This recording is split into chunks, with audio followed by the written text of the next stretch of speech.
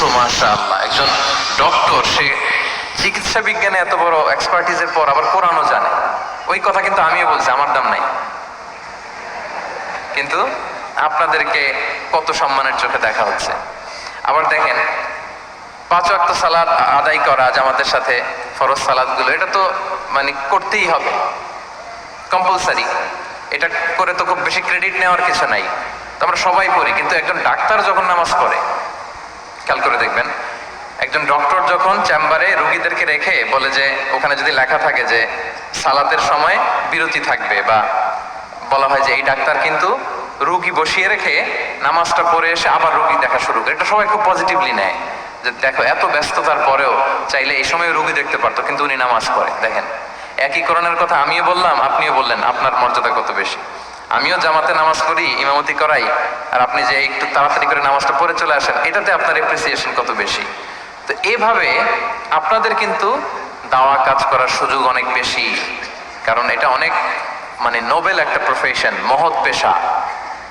আপনারা জনগণকে সরাসরি সেবা দেওয়ার যে ব্যাপারটা, এটার সুযোগ আছে। যুদ্ধ বিধ্বস্ত আপনি আহতদেরকে সেবা দিতে পারেন, আগুনে পোড়া রোগীদেরকে সেবা দিতে পারেন, দুরারোগ্য ব্যাধি, তার আর যাওয়ার জায়গা নেই, আপনি সেবা দিতে পারতেছেন। যে কোনো রোগ বালাই, যে কোনো পরিস্থিতিতে যখন একজন মানুষ অসুস্থ হয় তখন আপনি সেবা দিচ্ছেন, তখন তার মনটা কিন্তু খুব নরম থাকে, তার মধ্যে একটা অসহায়ত্ব কাজ করে। ওই একটা অসহায় মানুষ, তার মনটা খুব নরম, ওইরকম একটা সিচুয়েশনে তারা আপনাদের দ্বারস্থ হয়।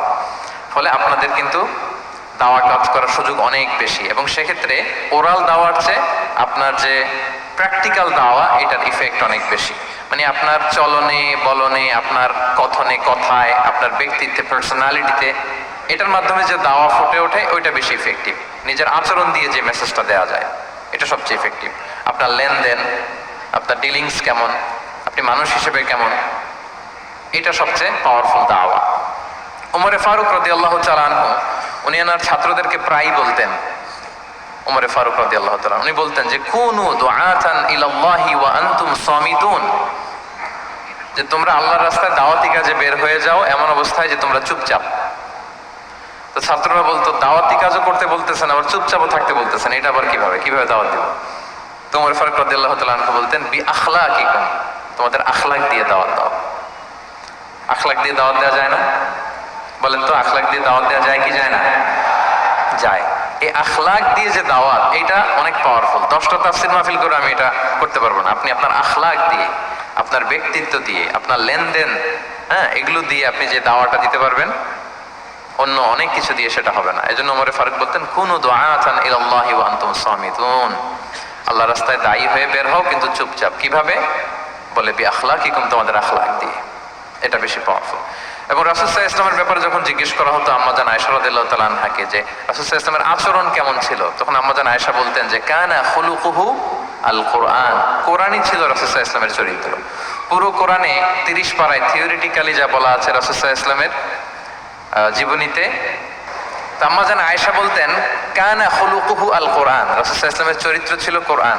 ইনদামা রাসূলুল্লাহ সাল্লাল্লাহু আলাইহি ওয়াসাল্লাম ইয়ামশি আলাল আরদ কাআন্নাল কোরআনা ইয়ামশি আলাইহি, রাসূল সাল্লাল্লাহু আলাইহি ওয়াসাল্লাম যখন মদিনার রাস্তা দিয়ে হেঁটে যেতেন, as if a living Quran is walking on the street, মনে হতো একটা জীবন্ত কোরআন রাস্তা দিয়ে হেঁটে হেঁটে যাচ্ছে।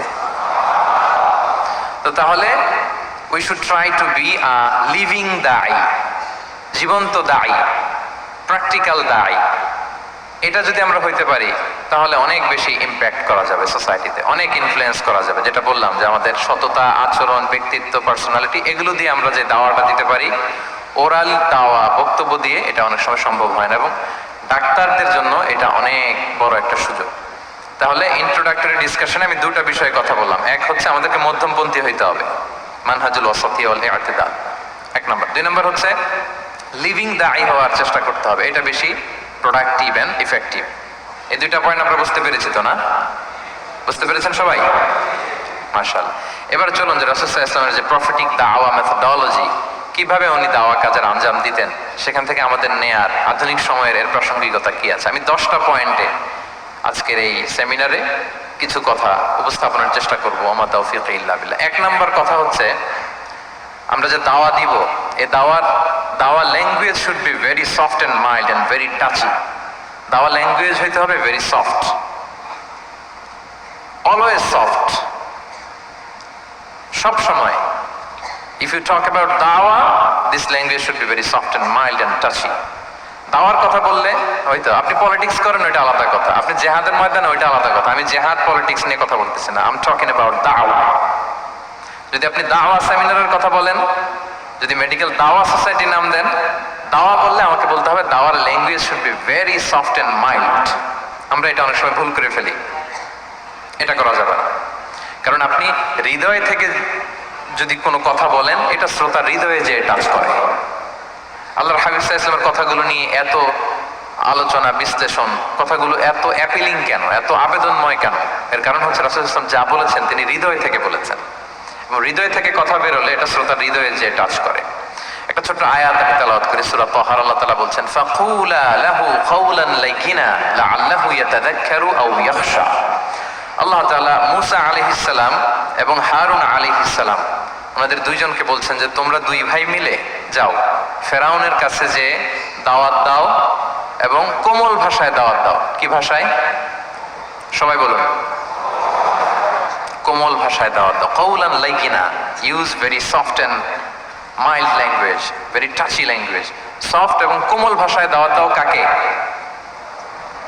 পৃথিবীর সবচেয়ে বড় সন্ত্রাস, তাই না? হ্যাঁ, দুর্ধর্ষ সন্ত্রাস, খোদাদ্রোহী, তারপর সীমালঙ্ঘনকারী। আপনি যত নেগেটিভ যা বলবেন সব যাবে ওর সাথে। ফিরআউন, লাআল্লাহু ইয়াতাযাক্কারু আও ইয়াখশা, হয়তো সে উপদেশ গ্রহণ করবে অথবা তার হৃদয়ে ভয়ের উদ্রেক হতে পারে। হয়তো তোমরা soft and mild language use করবা, মূসা এবং হারুন, কোমল ভাষায় যে তোমরা দাওয়াত দিবা। আচ্ছা, কার ব্যাপারে আল্লাহ বললেন, কাকে দাওয়াত দিতে বললেন? সবাই বলেন তো নামটা। ফেরাউন। আচ্ছা, ফেরাউনের ক্ষেত্রে আল্লাহ তাআলা বললেন যে soft and mild language use করো, নরম ভাষায়। আমাকে উত্তর দেন, আমাদের কারেন্ট সময় আমরা যাদেরকে জালিম বলি, যাদেরকে খারাপ বলি, ফাসিক বলি, পাপাচারী, ধরেন যে আমার মতে বা আপনাদের মতে যে সবচেয়ে খারাপ, পাপাচারী, জালিম, ওই জালিমটা কি ফেরাউনের চেয়ে বড় জালিম? আমাদের চোখে যে জাহান্নামী, যে নিকৃষ্ট খারাপ পাপী যাকে আমি মনে করি, যদিও এরকম মনে করার সুযোগ আমাদের নাই, কে জান্নাতি কে জাহান্নামী এটা ডিসাইড করবে কে? আল্লাহ তাআলা। কিন্তু আমাদের চোখে যে পাপী, যে ভুল করেছে, যে জালিম, ওই জালিমগুলো, খারাপ লোকগুলো কি ফেরাউনের চেয়ে বেশি খারাপ ছিল? ছিল? ওই ফেরাউনের ক্ষেত্রে আল্লাহ বলেছেন ফাকুলা লাহু কাওলান লাইয়িনা, সফট ল্যাঙ্গুয়েজ ইউজ করো মূসা এবং হারুন, কোমল ভাষা ব্যবহার করো, হয়তো তার ভুল ভেঙে যাবে, হয়তো সে উপদেশ গ্রহণ করবে। তো তাহলে দেখেন কত বড় ভুল আমরা করি। আমরা মাঝে মাঝে এমন অ্যাটাকিং মোডে কথা বলি, এমন আগ্রাসী হয়ে কথা বলি, ওর মানার একটা সুযোগ থাকলেও ও মানবে না। কি বলেন? যাও মানার একটু ইচ্ছা ছিল, আমার এই অ্যাটিটিউডের কারণে সে আর এটা শুনবে না। এটাই মানুষের স্বভাব। আপনি আগ্রাসী হয়ে অ্যাটাকিং হয়ে কথা বললে মানুষ এটা শোনে না। তাহলে দাওয়ার প্রফিটিক এক নম্বর মেথোডোলজি হচ্ছে দাওয়ার ল্যাঙ্গুয়েজ হইতে হবে very soft and very mild. Allah তাআলা সূরাত আলে ইমরানে বলছেন ফাবিমা রাহমাতিন মিনাল্লাহি লিনতা লাহুম ওয়ালাউ কুনতা ফাযযান গালিযাল কলবি লানফাদ্দু মিন হাওলিক। নবী হে, আল্লাহর অনুগ্রহে, আল্লাহর রহমতে আপনি কোমল ভাষী হয়েছেন। আপনি কোমল ভাষী না হয়ে যদি রূঢ় ভাষী হতেন তাহলে মানুষজন আপনার কাছ থেকে ভেগে ভেগে পালাতো। কিন্তু আমরা দেখতাম যে সাহাবারা রাসূল সাল্লাল্লাহু আলাইহি ওয়াসাল্লামের কাছে শুধু জড়ো হইতে চেত, দেখা করতে চেত, রাসূলকে ঘিরে রাখতো, এত পছন্দ করতো রাসূল সাল্লাল্লাহু আলাইহি ওয়াসাল্লামের কোমল আচরণের কারণে। ইভেন ফ্যামিলিতে কোনো সমস্যা হলে, অনেক সাহাবারা বলতেন ফ্যামিলির সাথে সমস্যা হলেও তারা রাসূলের কাছে চলে আসতো। এমনকি কারো পেটে ক্ষুধা লাগলেও তারা রাসূলের দরবারে চলে আসতো। তারা বলতো রাসূল সাল্লাল্লাহু আলাইহি ওয়াসাল্লামের চেহারার দিকে তাকালেই আমাদের ক্ষুধা মিটে যেত। কি কোমল ভাষী ছিলেন, কত সুন্দর সফট ল্যাঙ্গুয়েজ রাসূল সাল্লাল্লাহু আলাইহি ওয়াসাল্লাম ইউজ করেছেন। রাসূল সাল্লাল্লাহু আলাইহি ওয়াসাল্লাম কখনো যে কঠোর ভাষায় কথা বলতেন না তা না, মাঝে মাঝে বলতেন, কিন্তু বেশিরভাগ ওনার দাওয়া ছিল সফট এন্ড মাইল্ড। মাঝে মাঝে প্রেক্ষাপটের আলোকে রাসূল সাল্লাল্লাহু আলাইহি ওয়াসাল্লাম অনেক সময় তেজস্বী জ্বালাময়ী ভাষণ দিতেন, মনে হতো কান্নাহু তিনি কি করছেন, ব্যাটালিয়নকে কমান্ড করছেন। এটা মাঝে মাঝে চেহারা লাল হয়ে যেত, গড়গড় করতেন যুদ্ধের আগে। কিন্তু রেগুলার বেসিসে রাসূল সাল্লাল্লাহু আলাইহি ওয়াসাল্লাম খুব কোমল ভাষায় কথা বলতেন। তাহলে এক নম্বরে যেটা জানলাম, যদি আপনি দাওয়া মেন্টালিটি, দাওয়া মোডে থাকতে চান, আপনার ভাষা হতে হবে শক্ত না নরম? সফট হইতে হবে, কোমল। কারোর প্রতি আগ্রাসী হয়ে যেন আমরা কথা না বলি, অ্যাটাকিং মোডে যেন না বলি, বললেও শুনবে না। এটাই মানুষের নেচার, সফট ল্যাঙ্গুয়েজে বলতে হয়। ফেরাউনকে যদি বলা হয় ওর সাথে ভালোভাবে বলো, তো আমাদের আশেপাশে যারা আছে এরা তো আরো এদেরকে সম্মান দিয়ে নরম করে বলা উচিত। কি বলেন? জি, 1 নম্বর গেল।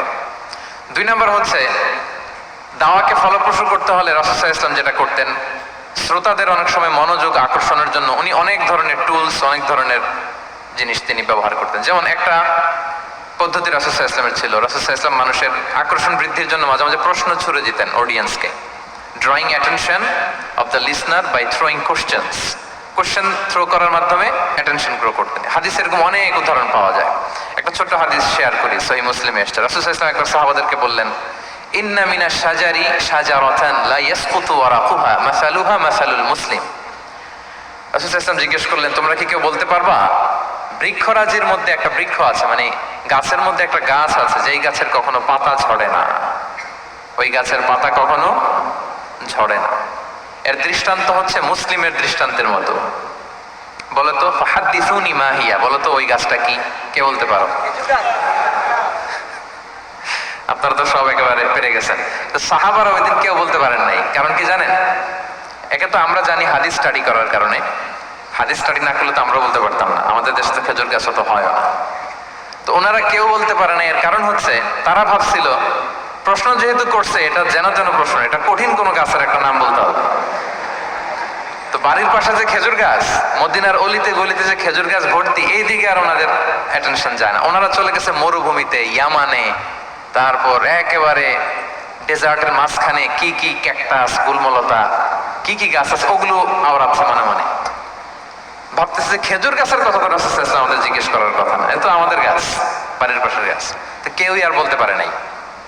এরপর রাসূল সাল্লাল্লাহু আলাইহি ওয়াসাল্লাম যখন দেখলেন সবাই অপারগ, রাসূল সাল্লাল্লাহু আলাইহি ওয়াসাল্লাম বললেন, ইন্নাহা আন-নাখলা, এটা হচ্ছে খেজুর গাছ, ডেট প্লান্ট। তো আব্দুল্লাহ ইবনে উমর রাদিয়াল্লাহু তাআলা আনহু বাড়িতে যাওয়ার পরে ওমরে ফারুককে তার বাবাকে বললেন যে, বাবা, আজকে যে রাসূল সাল্লাল্লাহু আলাইহি ওয়াসাল্লাম প্রশ্ন ছুড়ে দিলেন, আপনারা যে কেউ পারলেন না, উত্তরটা কিন্তু আমি পারতাম। তো ওমরে ফারুক বললেন, বলো কি, তুমি পারতা? তো বললা না কেন? তুমি আজকে উত্তর দিতে পারলে তো রাসূলের সামনে আমার বুকটা এত বড় হয়ে যেত, মানে লাল উট পেলে আরবরা যেই খুশি, আমি একটু বেশি খুশি হতাম। তখন উনি বললেন যে, আপনি পারতেছেন না, অন্যান্য বয়স্ক সাহাবারা পারতেছে না, মুরব্বীরা কেউ যেহেতু বলে নাই, আমি বিনয়ের খাতিরে উত্তরটা দেই নাই, কিন্তু আমি জানতাম যে এটা খেজুর গাছ। তাহলে দেখেন রাসূল সাল্লাল্লাহু আলাইহি ওয়াসাল্লাম অ্যাটেনশনটাকে ড্র করার জন্য প্রশ্ন ছুড়ে দিতেন।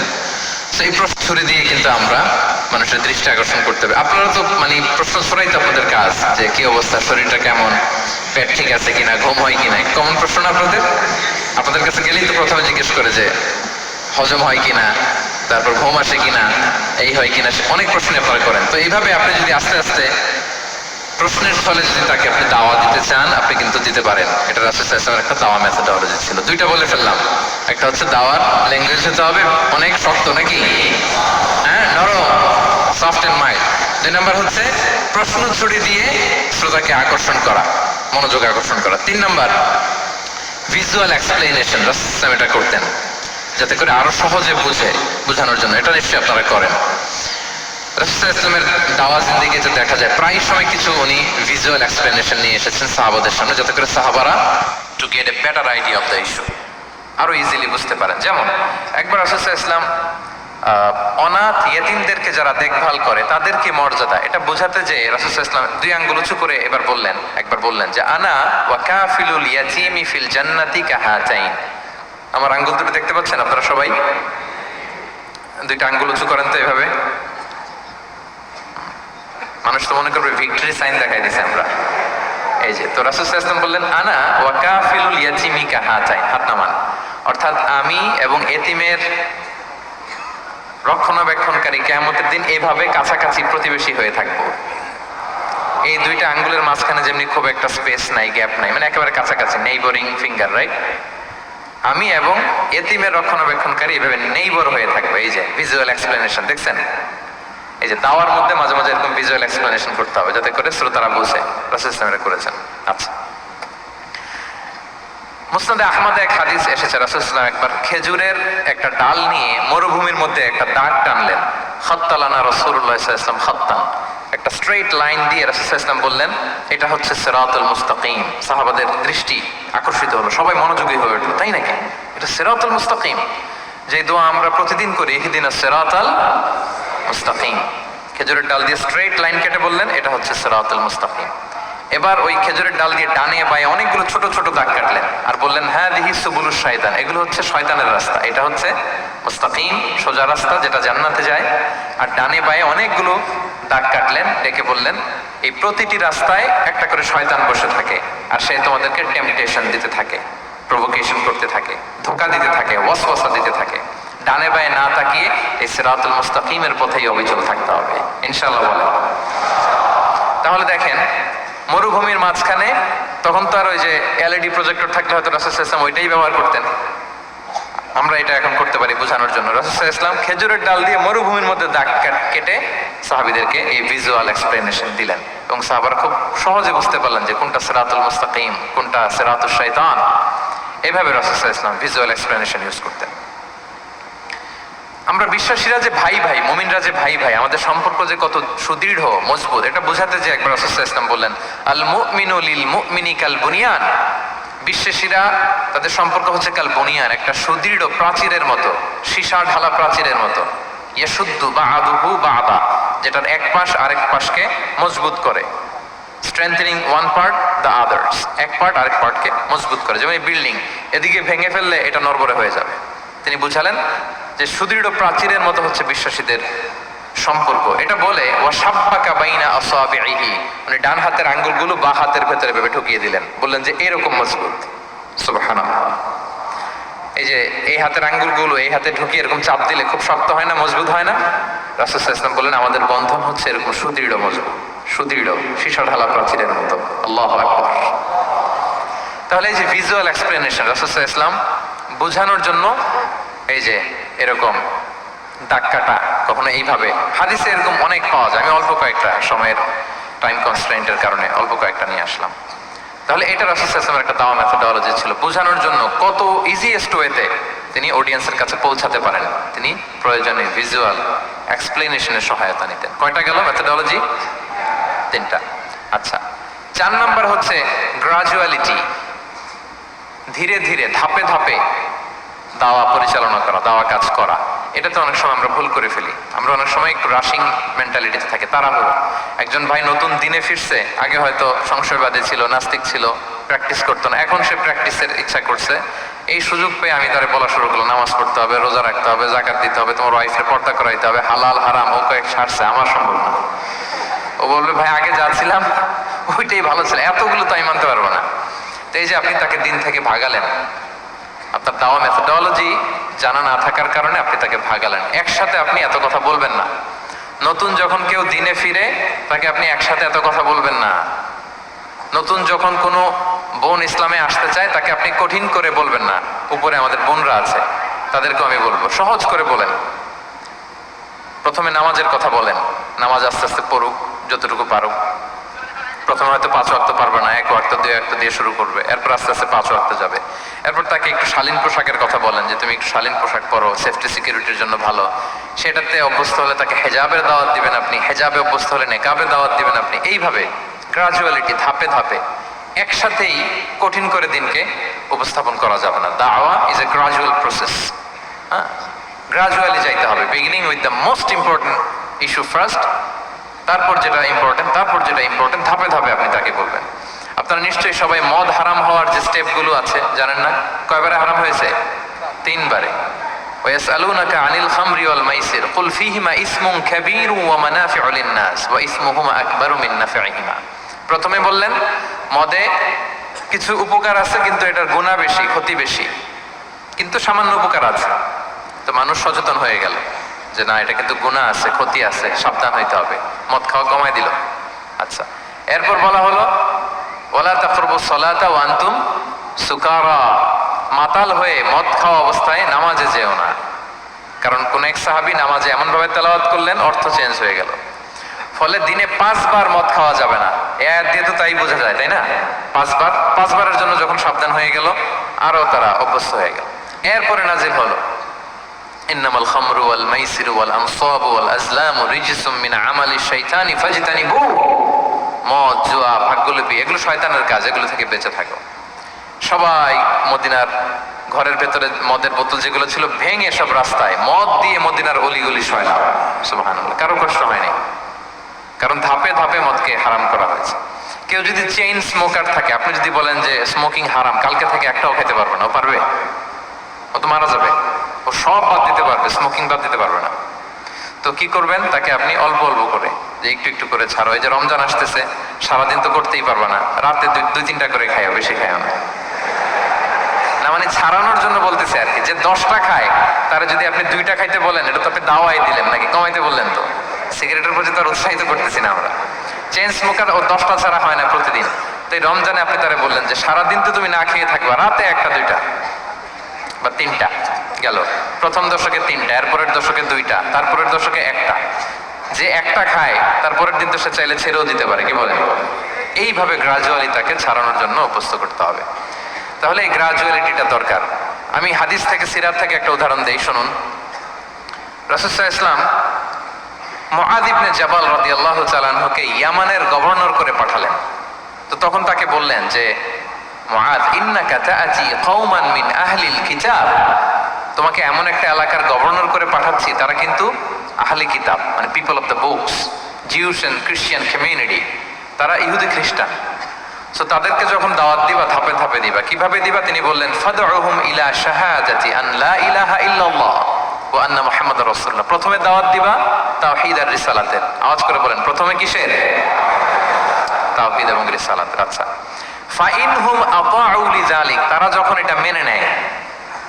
আরবিটা খেয়াল করেছেন অর্থটা? ফাইনহুম আতাউ লিযালিক, তাওহীদ রিসালাত যদি মেনে নেয়, তাহলে তাদেরকে 5 ওয়াক্ত নামাজের দাওয়াত দিও। আচ্ছা, 5 ওয়াক্ত নামাজে যখন তারা অভ্যস্ত হয়ে যায়, ফাইনহুম আতাউ লিযালিক, যখন তারা এটাও মেনে নেয়, তখন তাদেরকে যাকাতের আদেশ করো। সুবহানাল্লাহ, সুবহানাল্লাহ। দেখেন, ধাপে ধাপে, একবারে সবগুলো বিধান একবারে তাদের সাথে শেয়ার করতে বলেননি। প্রথমে তাওহীদের, রিসালাতের, মেনে নিলে সালাতের, মেনে নিলে যাকাতের, ধাপে ধাপে। তাহলে একবারে কেউ নতুন যখন দিনে ফিরেছে, একবারে সবকিছু তার ঘাড়ে চাপিয়ে দিবেন আপনি? কি করবেন? গ্রাজুয়ালি, ধাপে ধাপে আমরা এই দাওয়াটা তাদেরকে দেওয়ার চেষ্টা করবো। এটা খুব ইফেক্টিভ হবে, ফলপ্রসূ হবে। কয়টা বললাম আমরা? 4টা। আপনাদের মনোযোগ আছে তো? বোরিং হচ্ছেন না তো? একটু বোরিং বোরিং লাগতেছে আপনাদের? হওয়ার কথা, যেহেতু সেই সকাল থেকে আমি শুনলাম 11টা থেকে প্রোগ্রাম। তো যারা দূর থেকে আসছেন, নিশ্চয়ই ফজরের পরে রওনা দিয়ে। ঢাকার বাইরে থেকে আসছেন কারা কারা দেখি তো একটু? ইয়া সালাম, আপনারা নিশ্চয়ই ফজর পরে রওনা হয়েছেন গতকাল। মাশাআল্লাহ, মাশাআল্লাহ, আল্লাহ তাআলা কবুল করুন। আসুন আমরা তাকবীর বলি, তাহলে আরেকটু এনার্জেটিক হব আমরা। লিল্লাহি তাকবীর, লিল্লাহি তাকবীর, লিল্লাহি তাকবীর। একটু এনার্জেটিক লাগতেছে না এখন? মাশাআল্লাহ। না, ঠিক আছে, ঠিক আছে, এই তো ঠিক আছে।